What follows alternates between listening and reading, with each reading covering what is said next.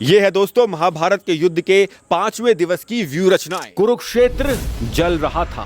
महाभारत के युद्ध का 5वां दिन। हाथियों की धाप से, घोड़ों की थाप से, सेना की छाप से और महारथियों के ताप से रणभूमि धधक उठी थी। किसी ने अपना पिता तो किसी ने अपना भाई, किसी ने अपना मित्र तो किसी ने अपना बेटा, गुरु शिष्य, कोई ना कोई सगा इस युद्ध में अभी तक खो दिया था। अब इस युद्ध में कोई बच्चा, कोई बूढ़ा नहीं था। किसी की भी आयु का अब कोई सम्मान नहीं था। दोनों ही सेनाओं द्वारा भारत ही नहीं बल्कि विश्व के कोने कोने से लोगों को बुलाकर युद्ध की इस अग्नि में झोंका जा रहा था।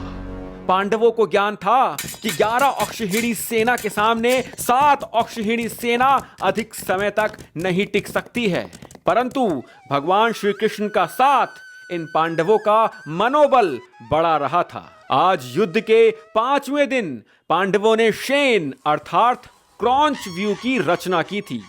युद्ध नीति की माने तो 7 अक्षौहिणी सेना के लिए इस व्यू का निर्माण करना एक उत्तम विकल्प नहीं था, क्योंकि इस व्यू रचना में कम सेना होने के कारण सेना बिखर जाती थी।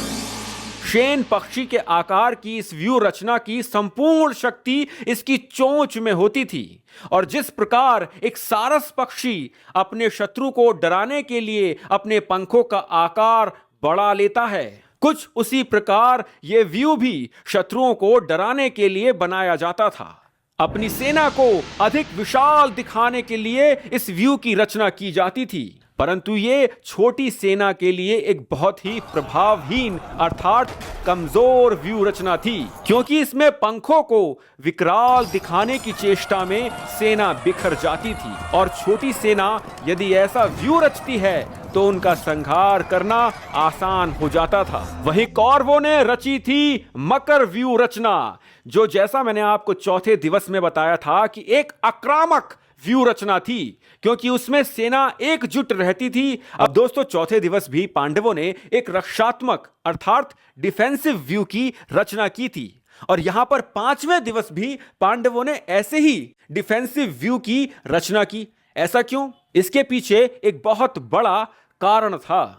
कौरव योद्धा बस अर्जुन को ही मारने का प्रयास कर रहे थे, उनकी किसी और का अंत करने में कोई रुचि ही नहीं थी। तो कौरवों को भटकाने के लिए पांडवों द्वारा बड़ी व्यू रचनाओं का निर्माण किया जा रहा था। कौरव अर्जुन को निरंतर पितामह भीष्म से भिड़ा रहे थे, क्योंकि यदि अर्जुन को युद्ध में कोई परास्त कर सकता था तो वो थे पितामह भीष्म। अब अर्जुन भी संभवतः बाणों के नहीं तो संबंधों की भावनाओं के वेग में बहकर पितामह भीष्म से हार जाते, परंतु इसी कारण अर्जुन के रथ पर विधि के विधान के विधाता स्वयं सवार थे, और वो अर्जुन को निरंतर पितामह भीष्म का वध करने के लिए उकसा भी रहे थे।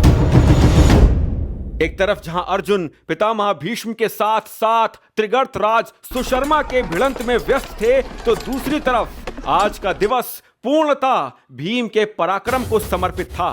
भीम ने दुर्योधन के 4 भाइयों समेत वृकासुर नामक एक राक्षस का वध कर दिया था। उधर अर्जुन पुत्र अभिमन्यु ने दुर्योधन के पुत्र लक्ष्मण को घायल कर दिया था और उनको युद्ध के मैदान से भगा दिया था। परंतु इस दिन सबसे बड़ी क्षति पहुंची थी भगवान श्री कृष्ण के सबसे प्रिय और निकटतम मित्र सात्याकी को। इस दिवस भूरिश्रवा ने सात्याकी के 10 पुत्रों को मार दिया था। अपने महाबली पुत्रों को मरा देख सात्याकी गरजता हुआ भूरिश्रवा से आकर भिड़ गया। भूरिश्रवा, आज तेरा वध मैं करूंगा भूमि में। दोनों महाबली एक दूसरे के रथ पर प्रहार करने लगे। दोनों ने दोनों के रथ के घोड़ों को मार डाला और रथहीन होकर हाथों में तलवार एवं ढाल ले उछलते कूदते आमने सामने आ युद्ध के लिए खड़े हो गए। इतने में भीमसेन ने आकर सात्याकी को अपने रथ पर चढ़ा लिया। चलो सात्याकी, अभी यहाँ से निकलना होगा। तब दुर्योधन ने भी सबके देखते देखते भूरिश्रवा को रथ पर बिठा लिया।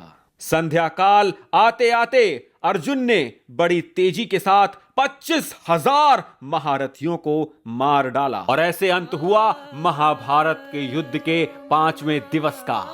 क्या आप जानना चाहेंगे कि महाभारत के युद्ध में 6ठे दिवस क्या हुआ था? कमेंट अवश्य कीजिए।